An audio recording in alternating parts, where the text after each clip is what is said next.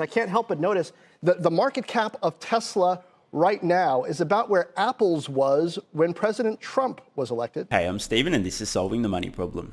If you're new, welcome.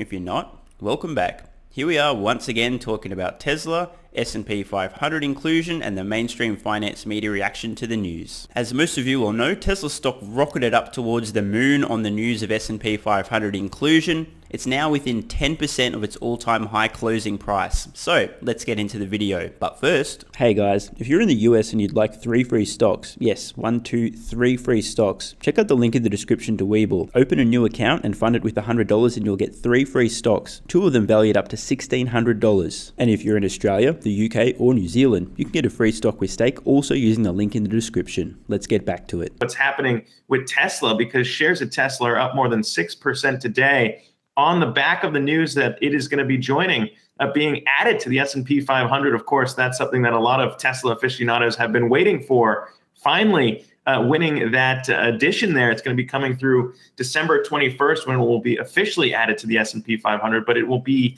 the largest company to be added to the S&P 500. For more on that, though, let's break that down with our own tech expert here in Dan Halley. Because Dan, I mean, this is obviously something that Tesla fans have been waiting for. They've been waiting quarter after quarter. Finally, it's come. Now, those of you who've watched my videos yesterday regarding Tesla's S&P 500 inclusion may have noted that Tim Seymour over on CNBC seems to have tempered his bullish stance on Tesla. I mean, it's kind of hard to have really anything negative to say about the company now.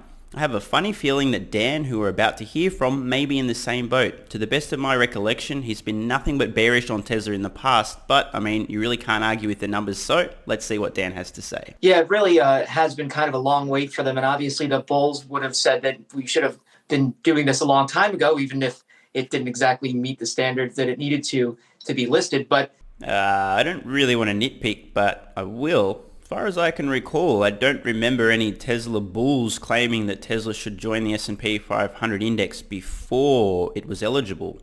But I do recall a lot of Tesla bulls after Tesla became eligible asking the question, when will Tesla be included in the S&P 500? Or will it, if at all? Bit of a distinction here, but I just want to point this out. I don't really remember any Tesla fanboys and fangirls out with the pitchforks before they were eligible for inclusion. Important distinction. We're not that deluded. I think that this is something that a lot of investors in Tesla will say gives the company an even greater air of legitimacy, especially against the larger automakers that are out there. And that I think is something that really is worth looking at, especially when it comes to some of the more fervent folks who invest in this firm and believe that it is on the verge of changing the world. Tesla does have all of its technology behind it. They don't have very many third-party partners that provide them with parts. They try to keep everything that they can in-house to make sure the technology that they've worked on is used in their vehicles, and they haven't shared it with anyone else. I don't want to be too nitpicky here, but I mean, I've got to quote this memishly titled blog post from Elon Musk back in 2014. All our patents belong to you. I quote, yesterday there was a wall of Tesla patents in the lobby of our Palo Alto headquarters. That is no longer the case. They have been removed in the spirit of the open source movement for the advancement of electric vehicle technology. Tesla Motors was created to accelerate the advent of sustainable transport. If we clear a path to the creation of compelling electric vehicles but then lay intellectual property landmines behind us to inhibit others, we are acting in a manner contrary to that goal. Tesla will not initiate patent lawsuits against anyone who, in good faith, wants to use our technology. This is a real blog post from the Tesla website. I'm not shitting you guys. This actually happened. It's surprising that some people are unaware of this. It was a big deal at the time, but again, not that many people have been paying attention to Tesla for 6+ years, I guess. When I started out with my first company, Zip2, I thought patents were a good thing and worked hard to obtain them. And maybe they were good long ago, but too often these days they serve merely to stifle progress, entrench the positions of giant corporations, and enrich those in the legal profession rather than the actual inventors. After Zip2, when I realized that receiving a patent really just meant that you bought a lottery ticket to a lawsuit, I avoided them whenever possible. At Tesla, however, we felt compelled to create patents out of concern that the big car companies would copy our technology and then use their massive manufacturing, sales, and marketing power to overwhelm Tesla. We couldn't have been more wrong. The unfortunate reality is the opposite. Electric car programs, or programs for any vehicle that doesn't burn hydrocarbons, at the major manufacturers are small to non-existent, constituting an average of far less than 1% of their total vehicle sales. At best, the large automakers are producing electric cars with limited range in limited volume. Some produce no zero-emission cars at all. Given that annual new vehicle production is approaching 100 million per year and the global fleet is approximately 2 billion cars, it is impossible for Tesla to build electric cars fast enough to address the carbon crisis. By the same token, it means the market is enormous. Our true competition is not the small trickle of non-Tesla electric cars being produced, but rather the enormous flood of gasoline cars pouring out of the world's factories every day. We believe that Tesla, other companies making electric cars, and the world would all benefit from a common, rapidly evolving technology platform. Technology leadership is not defined by patents, which history has repeatedly shown to be a small protection indeed against a determined competitor, but rather by the ability of a company to attract and motivate the world's most talented engineers. We believe that applying the open source philosophy to our patents will strengthen rather than diminish Tesla's position in this regard. So I just wanted to point that out for those of you who don't know. Tesla is not incredibly protective over their IP. They don't need to be because their pace of innovation is so fast and their mission so important that it takes a back seat to innovating further and moving forward. But I think when you look at where Tesla's going, you still have to look at how many vehicles it's producing a year, if it's hitting the targets. And it said it's going to hit its 500,000 targets, yes.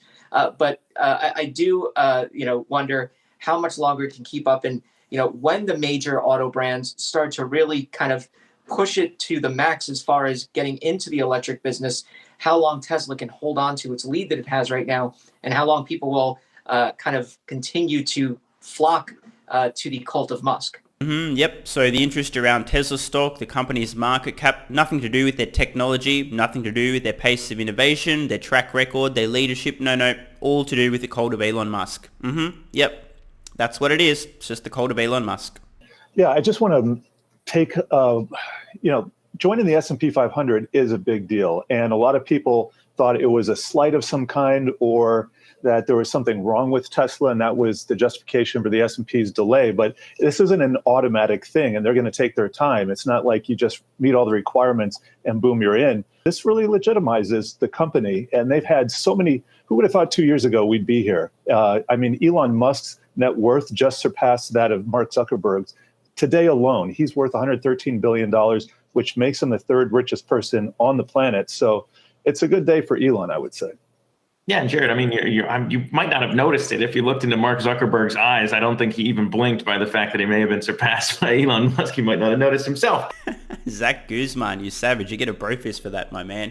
And in all seriousness, I do actually have to give a shout out to Zach. He's one of the more competent anchors on Yahoo Finance. In fact, I don't want to disparage the majority of the anchors there, but Zach certainly is very, very competent when it comes to, everything. I've never heard him say anything that I thought, what a fucking moron. I can't say that for many of the other anchors. Not all of them, but I'm just being honest here. I mean, we're all friends, right? Tim, what kind of a landmark moment is this? I can't help but notice the market cap of Tesla right now is about where Apple's was when President Trump was elected.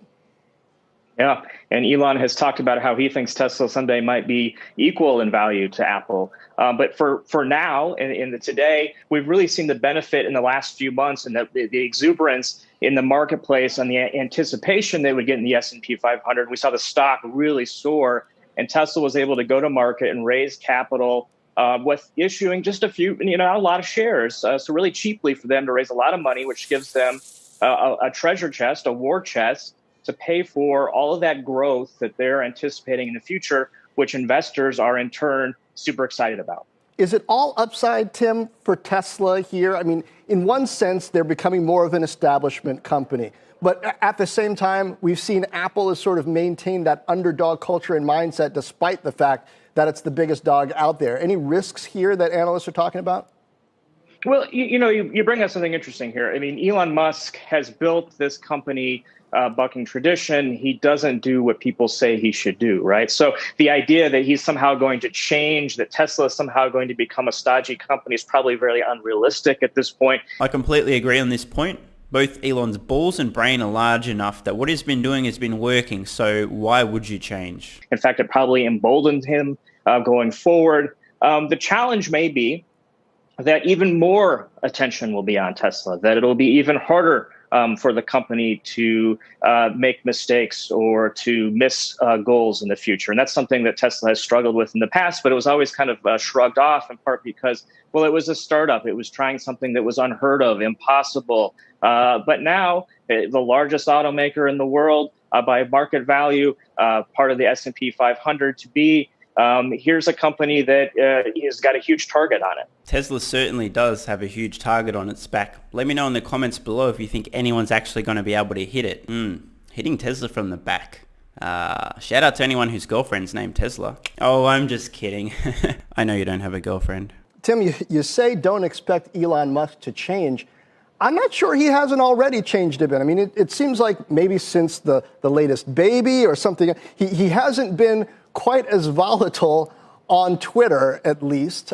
He's not breaking as many rules that are raising regulatory issues. Do you think that's going to happen again, or are we entering a new kind of calmer, gentler Elon Musk era? You know, it's a pretty good thing that the mainstream has literally no idea what dimethyltryptamine is. Otherwise, there'd be a few questions raised every time Elon Musk drops one of these tweets. Shout out to all my fellow psychonauts. Let's just keep it between us. They don't need to know.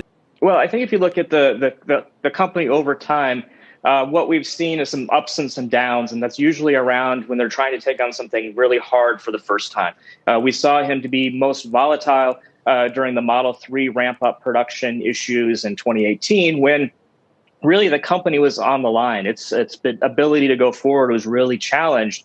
It's similarly when the company struggled in late 2008 and in early 2013. These were periods of high stress for Elon, and he suffered personally during those periods, and the company suffered.